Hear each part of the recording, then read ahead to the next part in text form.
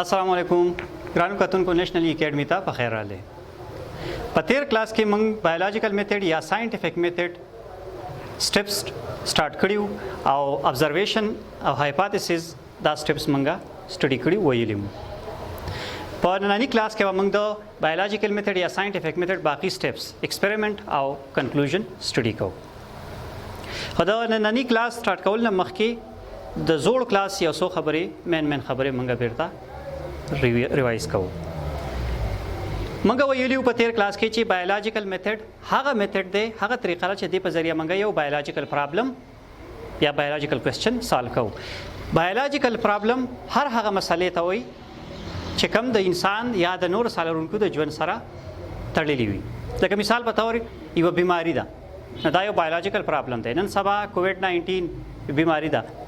کورونا وایرس بیماری ده، دا یو بایولوژیکل پرابلم دی. د دې حل کول موږ له ضروری دي.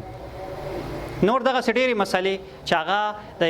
جاندارو د ژوند سره تعلق ساتي هغې ته بایولوژیکل پرابلم وایي. او دا بایولوژیکل پرابلم موږ په بایولوژي کې د بایولوژیکل میتھډ په ذریعه حل کوو. نو د بایولوژیکل میتھډ یا ساينټیفیک میتھډ اولی سټیپ ابزرویشن، دویم هایپوتھیسز او ډیډکشن، او نن به موږ دریم سټیپ ایکسپریمنٹ وایو. ایکسپریمنٹ د بایولوژیکل یا د ساينټیفیک میتھډ یو امپورټنٹ اهم سټیپ دی. کله چې موږ هایپوتھیسز یا ډیډکشن جوړ کو، وز د ډیډکشن او یو هایپوتھیسز د ټیسټ کولو لپاره چې آیا دا ډیډکشن دا هایپوتھیسز صحیح دی که غلط دی، د ټیسټ کولو لپاره موږ څه کوو؟ ایکسپریمنٹ کوو،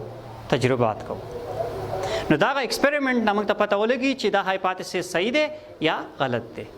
کو صحیح دی نو بیا بار په دې باندې موږ نور ایکسپریمنٹ کوو په دې هایپوتھیسز، او کو غلط وي ریجیکټ شي نو هغه بیا موږ لري کو بیا موږ نوې هایپوتھیسز جوړو. اوس هایپوتھیسز یا د ډیډکشن د ټیسټ کولو لپاره چې موږ کوم ایکسپریمنٹ کوو هغې ته وایي کنټرول ایکسپریمنٹ. کنټرول ایکسپریمنٹ څه ته وایي؟ an experiment in which one variable is changed at a time and all the other variables or factor remain unchanged is called control experiment. داسې ایکسپریمنٹ چې په هغې کې یو فیکټر یا یو ویریبل په یو ټایم کې چینج کېږي او باقي چې څومره ویریبل یا فیکټر دي هغه ټول کانسټنټ وي، نه چینج کېږي. داسې قسم ایکسپریمنٹ ته کنټرول ایکسپریمنٹ وایي. او دا موږ د هایپوتھیسز ټیسټ کولو لپاره یوز کوو. په کنټرول ایکسپریمنٹ کې ساينټیسټ دوه ګروپس جوړوي، یو ته وایي کنټرول ګروپ، یو ته وایي ایکسپریمنټل ګروپ. په کنټرول ګروپ کې موږ هغه څیزونه اخلو کوم چې نارمل وي. دا موږ د موازنې لپاره کمپیریزن لپاره اخلو. د څه شي موازنې لپاره؟ دا به موږ په د اگزامپل په مدد سره بیا ووایو. او په ایکسپریمنټل ګروپ کې موږ هغه څیزونه اخلو کوم چې په کوم باندې چې موږ ټیسټ کوو، ایکسپریمنٹ کوو، چې موږ ته پته ولګي چې کله په دې باندې موږ ایکسپریمنٹ وکړو نو دا بیا موږ د دې سره کمپیر کو، موازنه وکړو چې دې کې څه فرق راغلی دی که نه. په کنټرول ایکسپریمنٹ کې د دې دوه ګروپس نه علاوه درې نور څیزونه دي چې هغې ته وایي 3 ټایپس ویریبلز دي په دې کې یا فیکټرز دي په دې کې. یو ته وایي انډیپینډنټ ویریبل، یو ته وایي ډیپینډنټ ویریبل، او بل ته وایي کانسټنټ فیکټر یا ویریبل. دا درې قسمه ویریبل په کنټرول ایکسپریمنٹ کې موجود وي. دا درې قسمه ټکي به تاسو په کنټرول ایکسپریمنٹ کې اورئ. اوس انډیپینډنټ ویریبل څه ته وایي، ډیپینډنټ ویریبل څه ته وایي، کانسټنټ ویریبل یا فیکټر څه ته وایي. انډیپینډنټ ویریبل هغه ویریبل دی، هغه فیکټر دی کوم چې په یو کنټرول ایکسپریمنٹ کې چینج کېږي. د دې خبرې څه مطلب شو؟ دا موږ د اگزامپل په مدد سره واضح کوو. ډیپینډنټ ویریبل هغه ویریبل دی، هغه فیکټر دی کوم چې د انډیپینډنټ ویریبل د وجې هغې کې چینج راځي. او کانسټنټ ویریبل یا کانسټنټ فیکټر هغه ویریبل دی کوم چې په کنټرول ایکسپریمنٹ کې نه چینج کېږي. نو انډیپینډنټ او ډیپینډنټ ویریبل به په کنټرول ایکسپریمنٹ کې چینج کېږي دا دواړه. او دا دریم چې دی کانسټنټ فیکټر یا ویریبل دا به نه چینج کېږي. اوس انډیپینډنټ ویریبل څه ته وایي، ډیپینډنټ څه ته وایي، او کانسټنټ څه ته وایي، او کنټرول ګروپ او ایکسپریمنټل ګروپ دا ټول څیزونه څه ته وایي. نو دا به موږ یو ایگزامپل یو اوس وایو او په هغه ایگزامپل کې موږ ته دا ټول څیزونه کلیر شي، موږ به پوه شو چې دا څه ته وایي. یو ایکسپریمنٹ منګه کوو چې آیا په بوټو کې کم فوټوسنتھسس زیات تالیف عمل کیږي دیلا کاربن ډای اکساید ګیس ضروری دی او که ضروری نه دی necessity of carbon dioxide gas for photosynthesis in plants په بوټو کې د فوټوسنتھسس عمل د لپاره کاربن ډای اکساید ګیس ضروری دی که ضروری نه دی نه بغیر فوټوسنتھسس کېدای شي کو نشي کېدای دا یو ایکسپریمنٹ کوو اوس دا کنټرول ایکسپریمنٹ دی په دې کې منګه دوه بوټي واغېسته پلانټ A او پلانټ B دا پلانټ A چې دی لمنګه دا من کنټرول ګروپ کې خو د من کنټرول ګروپ نوم ورکو او د پلانټ B لا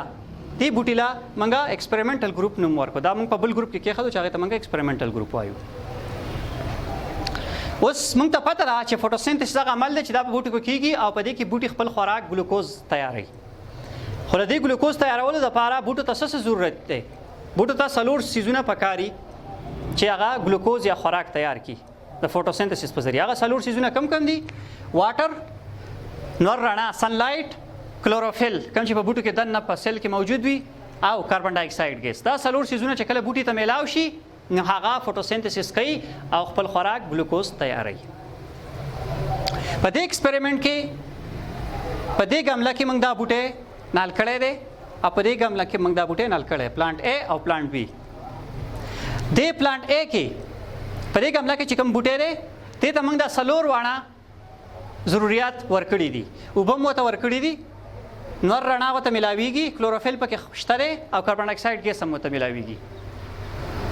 دا کنټرول ګروپ دی نارمل ګروپ دی په دې کې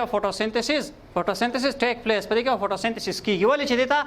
د فوټوسنتھسس کم ضرورت دي کم سيزونه دي هغه ټول وته را میټیریل وته ملاويږي بل طرف ته په ایکسپریمنټل ګروپ کې چې کوم بوټي دی B پلانټ هغه کې فوټوسنتھسس نه کیږي یا هغه کې فوټوسنتھسس سټاپ شي سټیم پاس ولې ځکه چې په دې بوټي ته منګه واټر هم ورکړي څنګه چې دلته دې بوټي له ورکړي پلانټ A لا دلته منګ سنلایټ هم ورکړي دی دلته منګه ورکړیو دلته منګه کلوروفیل دې کې مشته په دې کې مشته دا درې وانه سيزونه په دې کې مشته په دې کې مشته خو په دې کې په پلانټ A کې کاربن ډای اکساید دې ته ملاويږي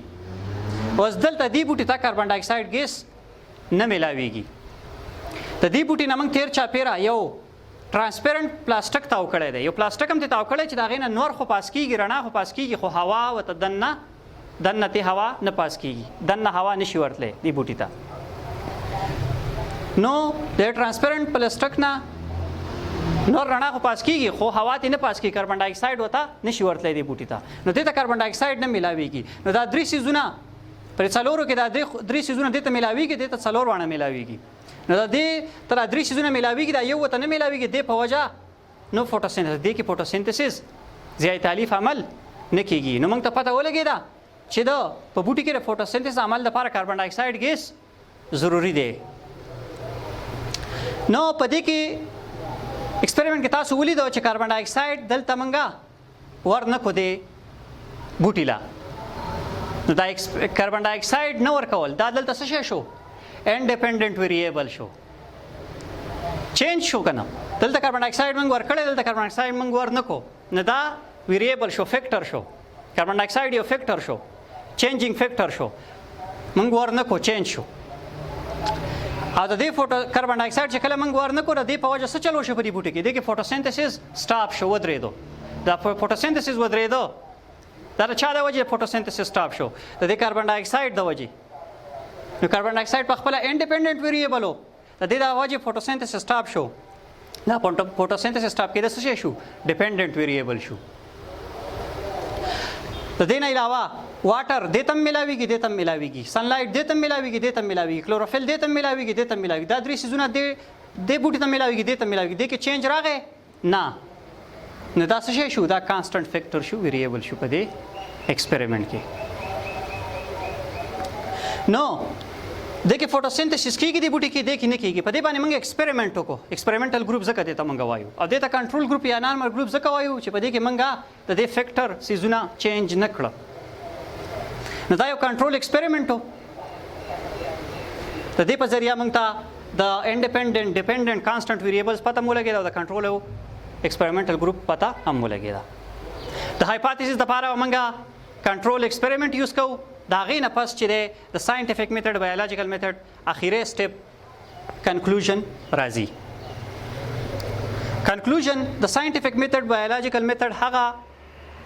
سټپ دی چې په دې کې چې کله موږ ایکسپریمنټ وکړو د ایکسپریمنټ نه موږ سره کوم ډیټا راشي کوم ریزلټ راشي کوم انفارمیشن راشي دغه انفارمیشن زمونږه کنکلوژن دی زمونږ نتایج دي چې د دې ایکسپریمنټ موږ له څه نتیجه راکړه موږ له څه معلومات راکړه چې د هایپوتیسس صحیح دی که غلط دی. نو دغه کنکلوژن چې دي دغه معلومات چې دي دغه ډیټا چې دا کله دا چې موږ بیا سکو ساينټیست دا د ریسرچ آرټیکل